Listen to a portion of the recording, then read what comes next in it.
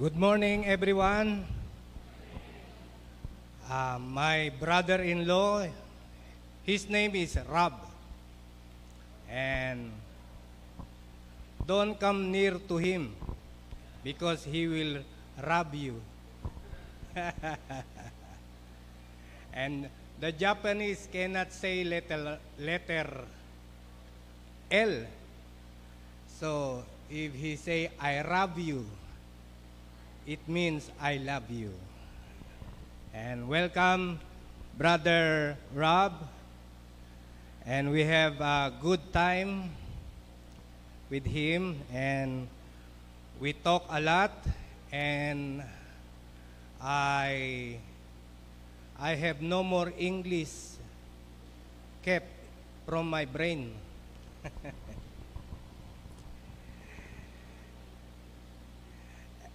At ang topic natin ngayon ay katulad po ng the invasion of alien. But I am not talking about Rob. He is very welcome to our family and we love him so much. And we will hear his wife is already in Manila. So you may notice he is lonely.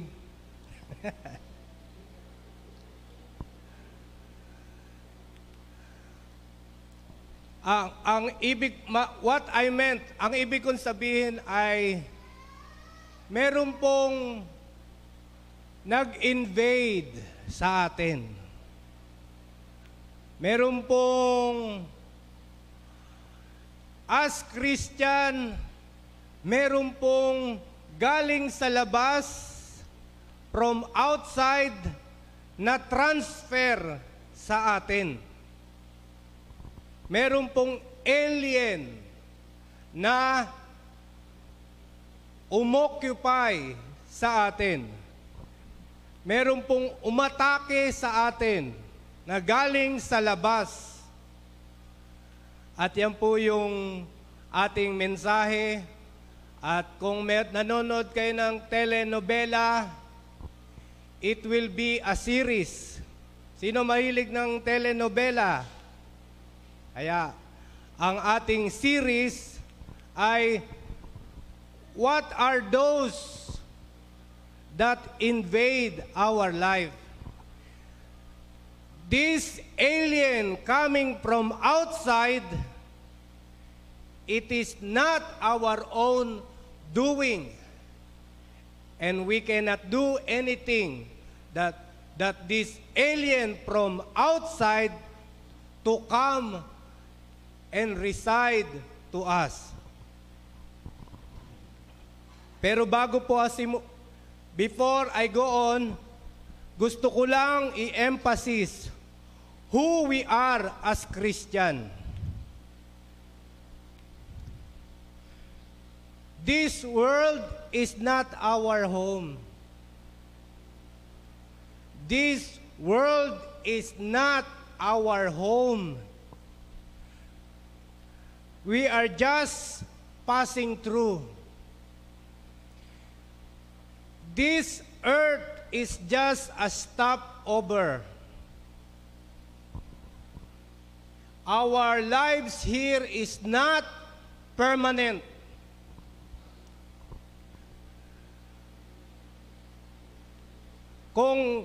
If you go to Canada, you will have a stopover to Taipei. Pag nandun ka ba sa Taipei, do you think that you will be permanent there? Are you going to build concrete house? Pag nagta-stop over ba tayo? No! We're not thinking that we will stay long in that stopover.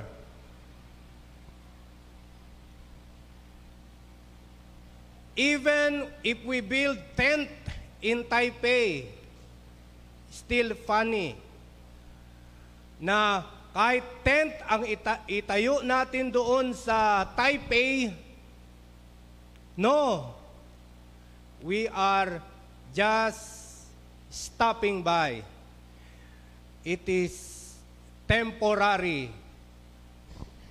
And our lives, we should count ourselves who we are.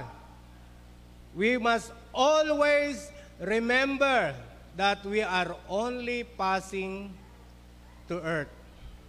In short, we are alien to this world.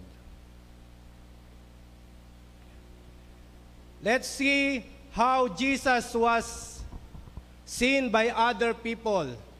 In Mark 2, verse 16, the other people are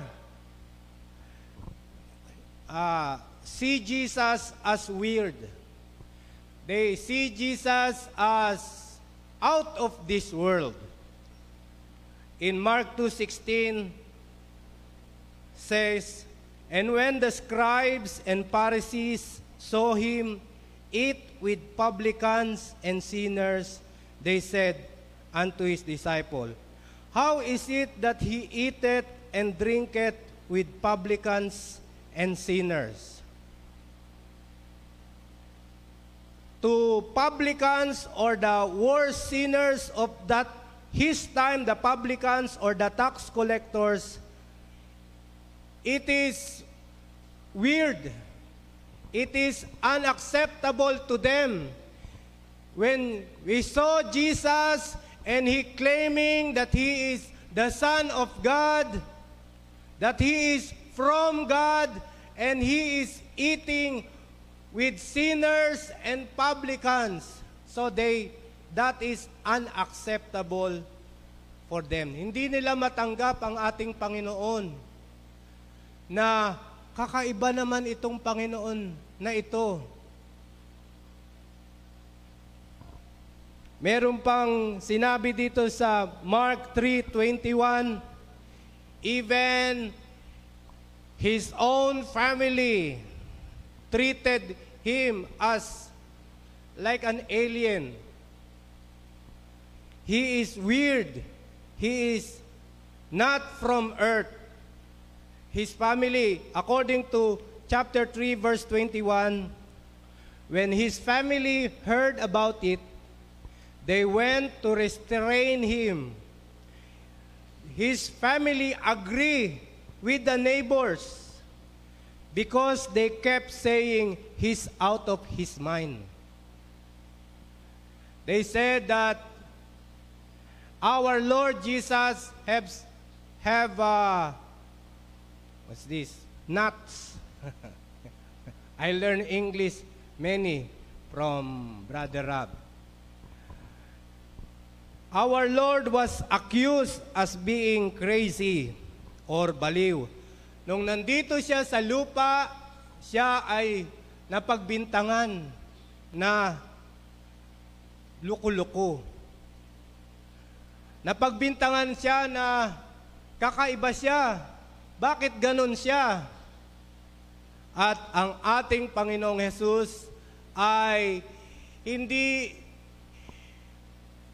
siya pwedeng sumabay sa mga tao dahil kakaiba siya. He is out of this world. So, sabi dito naman sa John 13:16, Jesus said, notice when Jesus is speaking, he is unlike the prophet. The prophet, when they declare something, they said, Thus saith the Lord. Thus saith the Lord. Ito ang sabi ng Diyos, sabi ng mga propeta. Pero ang ating Panginoon, hindi na siya, He will not use that phrase. He said simply, Verily, verily, I say unto you. He is more than a prophet. Hindi niya nasasabihin, Thus saith the Lord, I say unto you. At this is what Jesus said, The servant is not greater than his Lord, neither he that is sent greater than he that sent him. In short, if whatever Jesus our Lord experienced, we will become like Him too. Lahat ng mga sumusunod sa Panginoong Hesukristo, mapagbibintangan tayo na merong diferensya sa ulo. Mapagbibintangan tayo na nakikikain tayo sa mga masasama. Mapagbibintangan tayo na we're not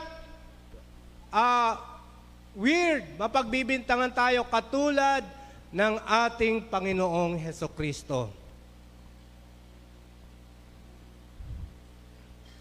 We are stepping at the footprints of our Lord. We will, because our Lord is not from, He is just passing through to earth, and we too will step at the footprints of our Lord.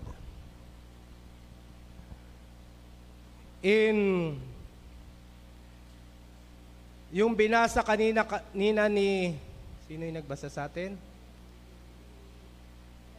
Mary Jane sa 1 Peter 2:11. Apostle Peter said, he count himself, I urge you, as aliens. Huwag tayong mag-isip na aliens na parang may mga kakaiba sa kanilang mga... Hindi tayo taga rito.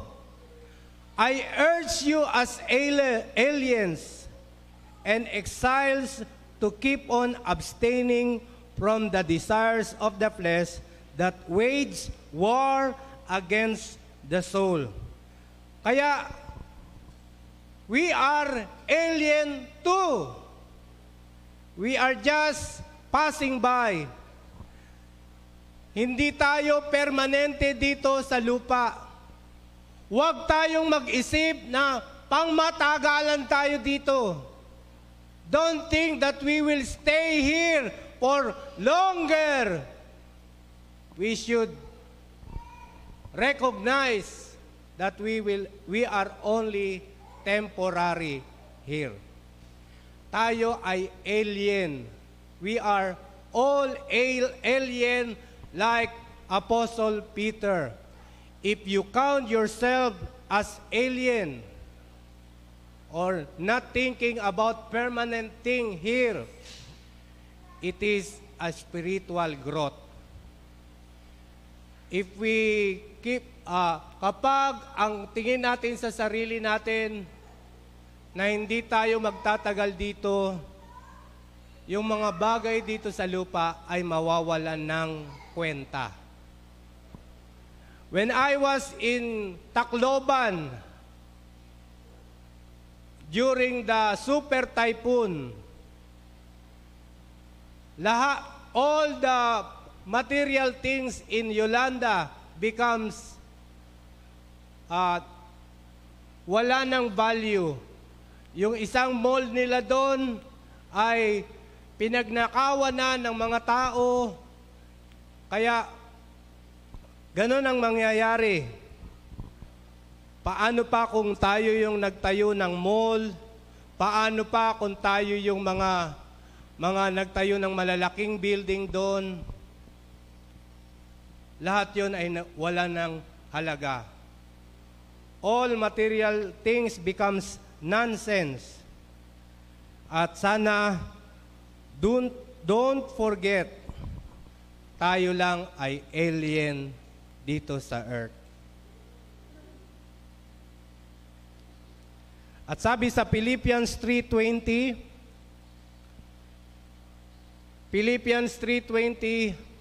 our citizenship is in heaven. Amen? Our citizenship is in heaven. Pag Pilipino ka, galing ka sa Canada, you can do dual citizenship. Pwede kang mag-apply nung Republic Act 9225 na pwede kang, if you are a Canadian citizen, you can also apply as Philippine citizen, Philippine citizen.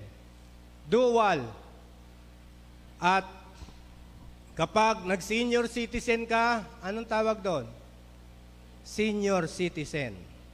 Hindi lang dual citizen, triple citizenship pa. Magiging kapag senior. Pero our citizenship is in heaven. Amen? Do you like to become one of the citizenship of heaven? Yes, we can become one among the have the citizenship in heaven. Accept Jesus Christ as your Savior and Lord. Tanggapin natin ang Panginoon na tagapagligtas. Tanggapin natin siya sa ating buhay. Isuko natin ang buhay natin sa Kanya. Siya lang, only Jesus who can forgive our sin.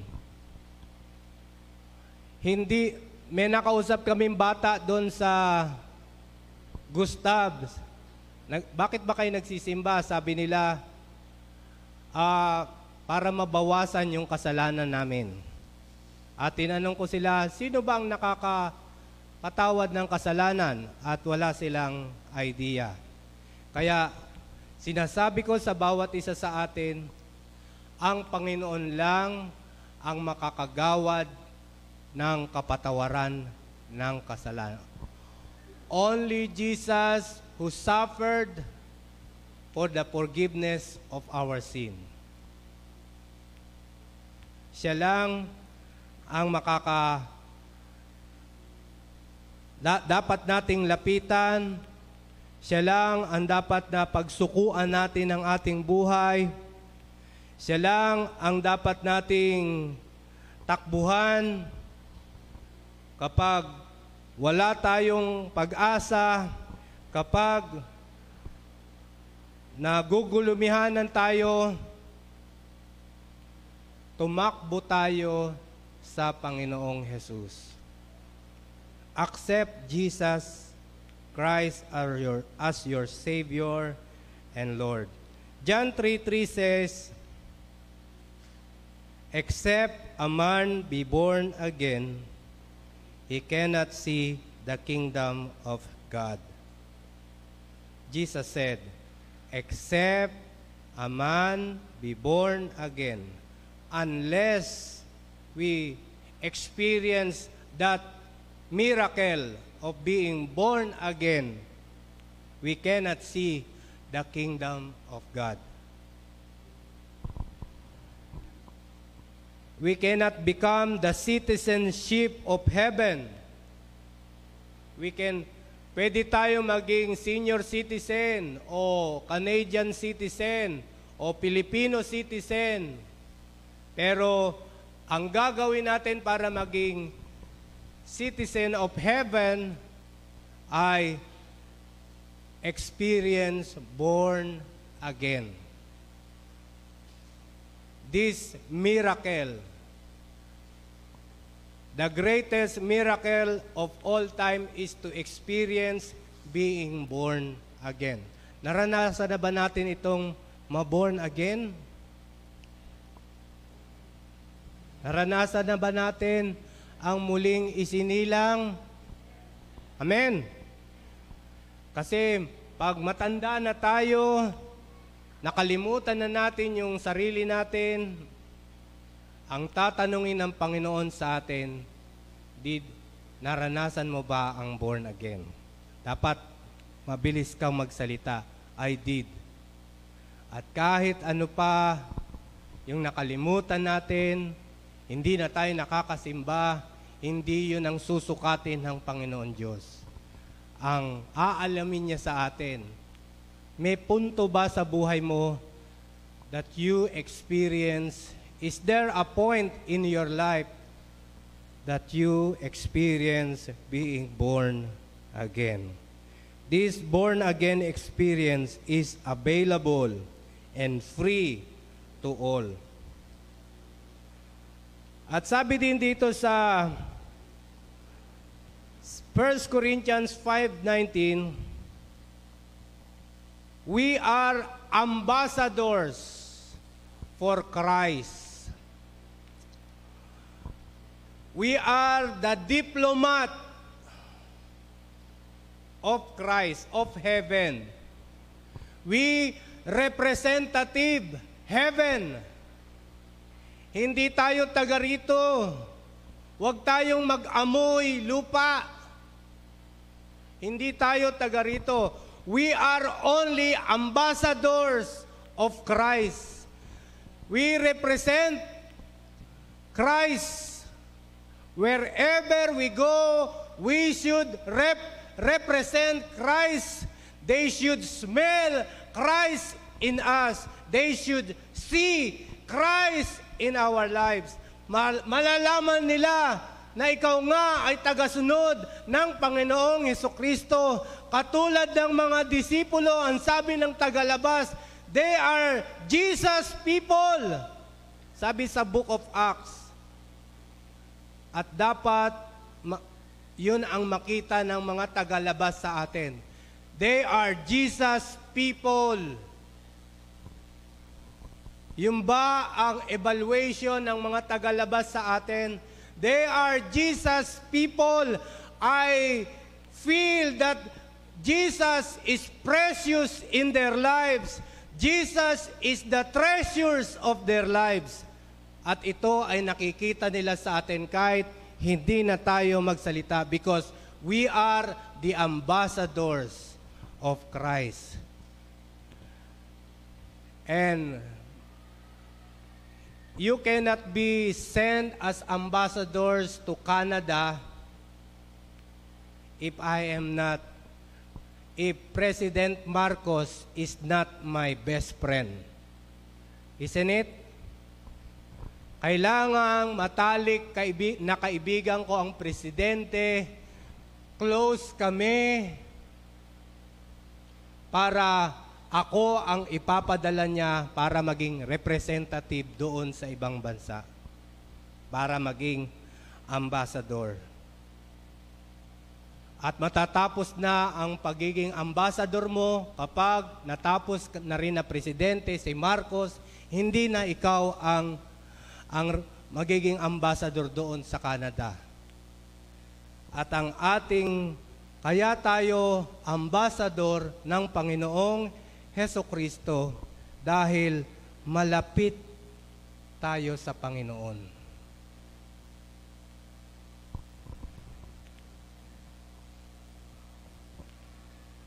Intimate tayo sa Panginoon. And if we represent Christ, we know Jesus Christ.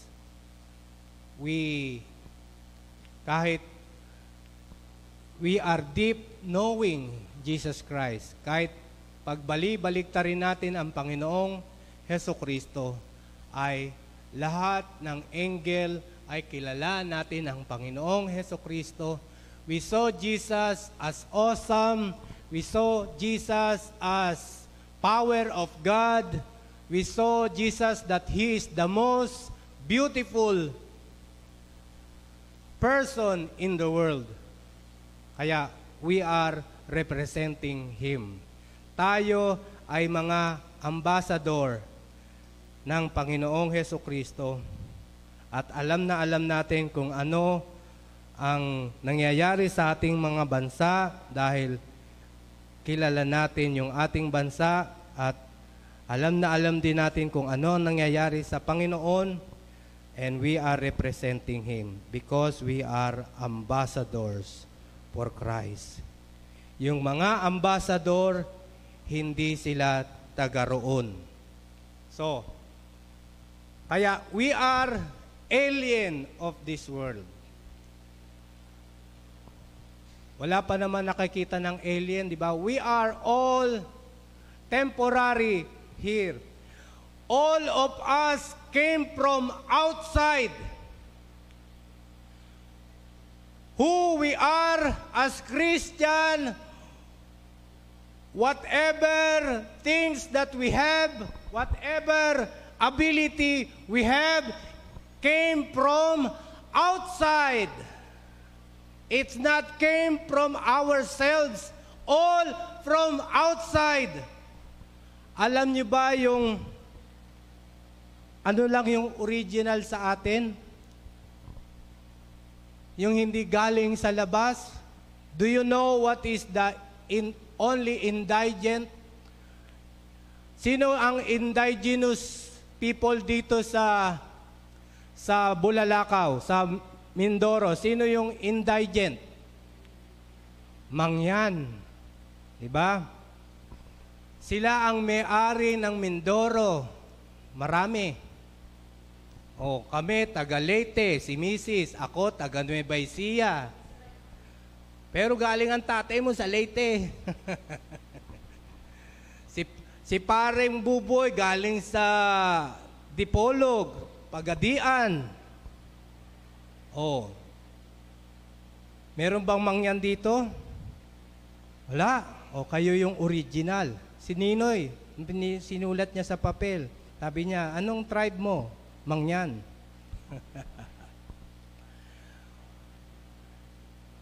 And the only indigent in Canada is the Indian people. They are the original people from there. All we have came from outside. Yan yung pag-aaralan natin kung ano ba yung mga bagay na yon na galing sa labas na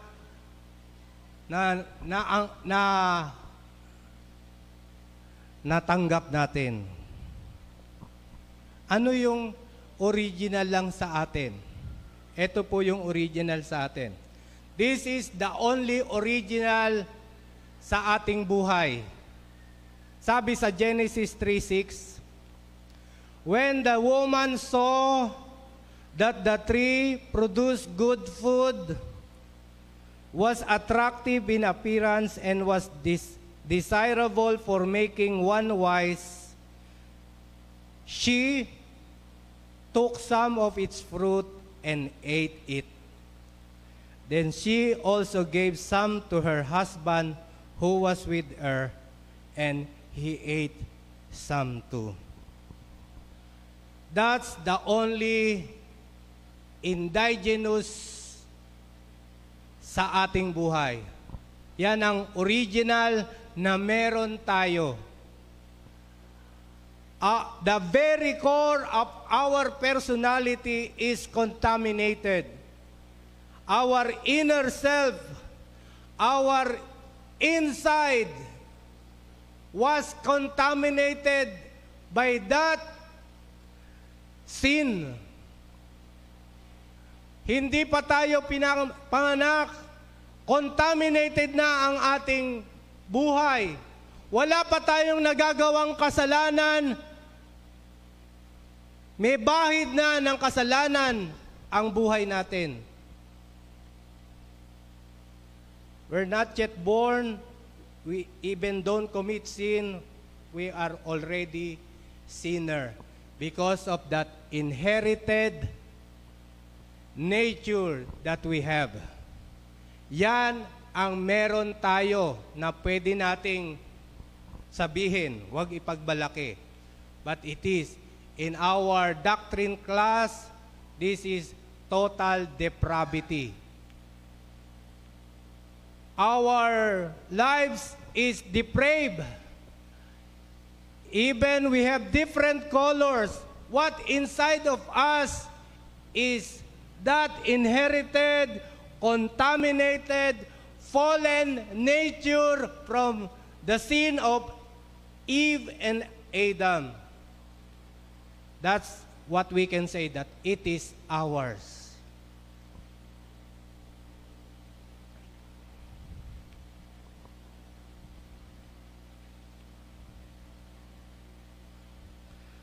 our inner core is dead.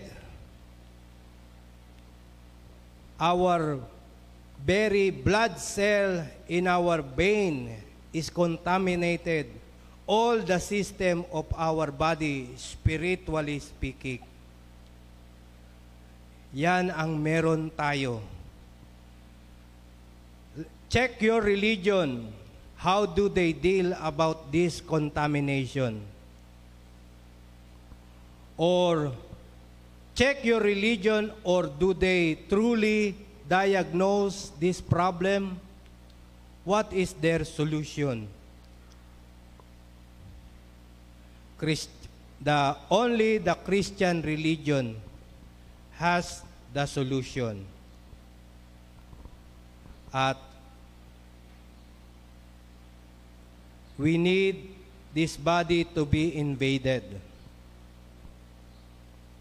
Coming from outside, our body should be invaded by the Holy Spirit of God, by the righteousness of God, by the Word of God, by the justification from God.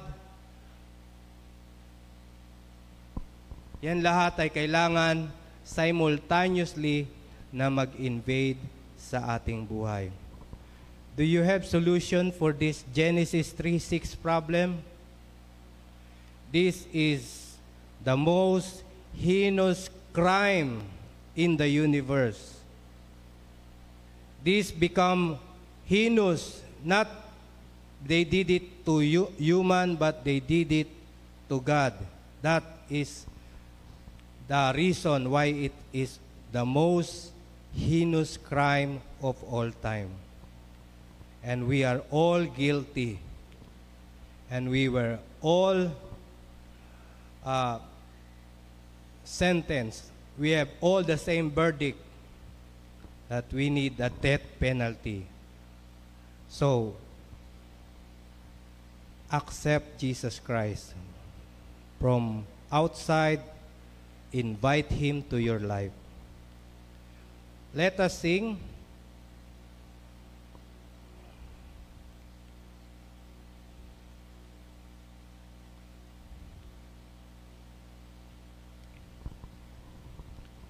Habang kinakanta natin ito, accept Jesus Christ in your life. While we are singing this, consider Jesus Christ in your life. Make Him Lord. Only Him can forgive our sin. Only Him can change. He is still in the business of changing people. To your hands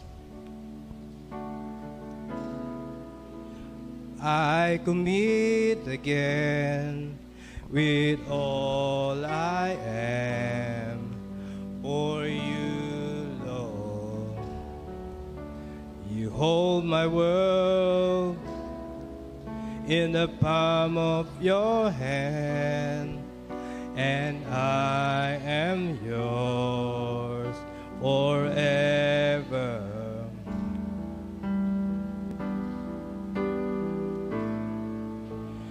Jesus, I believe in you. Jesus, I belong to you. You're the reason that I live, the reason that I sing with all I am.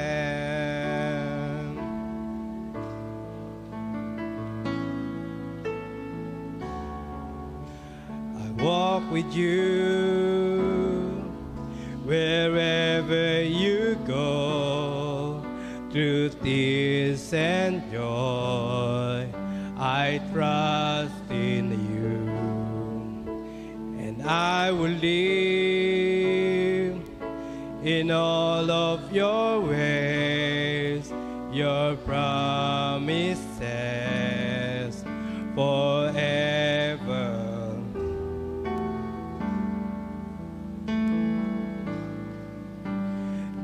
Jesus, I believe in you.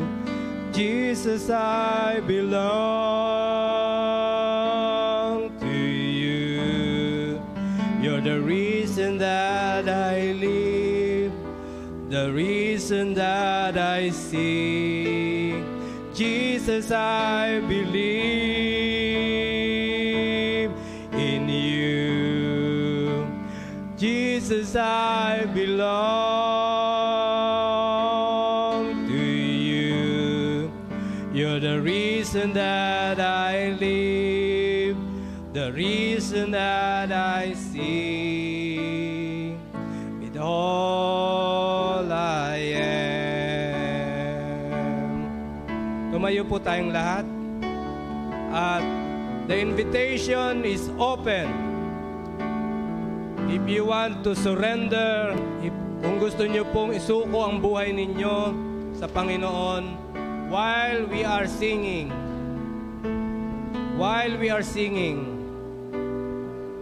you can come. It means you are surrendering to Jesus. Oh, yeah.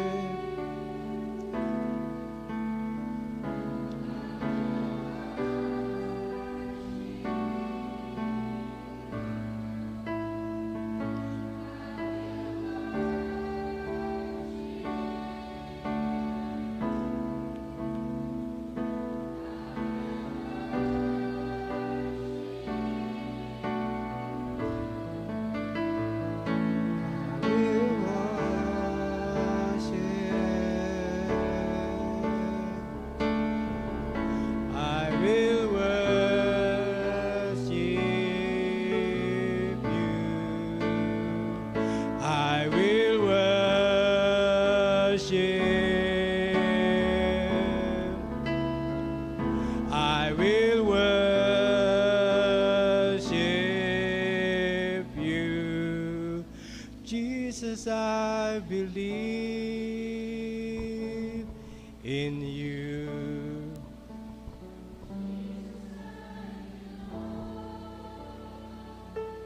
Are you included in that bracket? Belong? Do you belong to Jesus? Are you included in that bracket?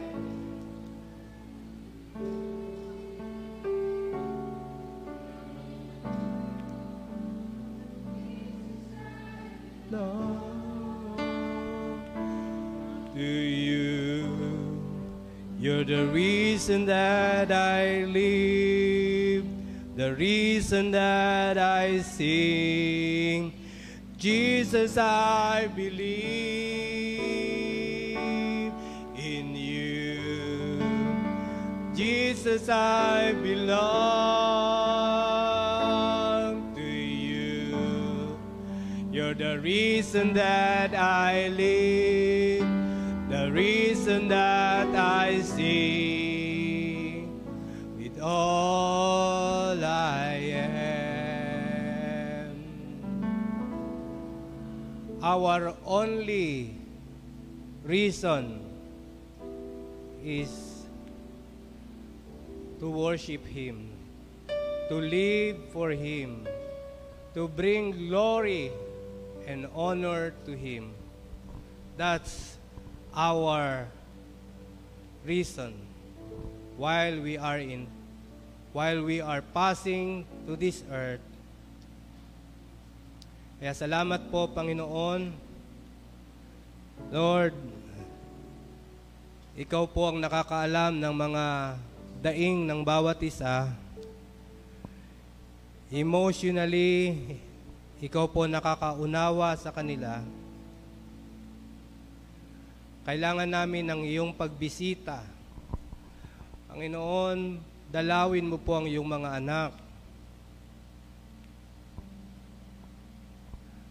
Please, Lord, mag-invade ka sa bawat isa sa amin.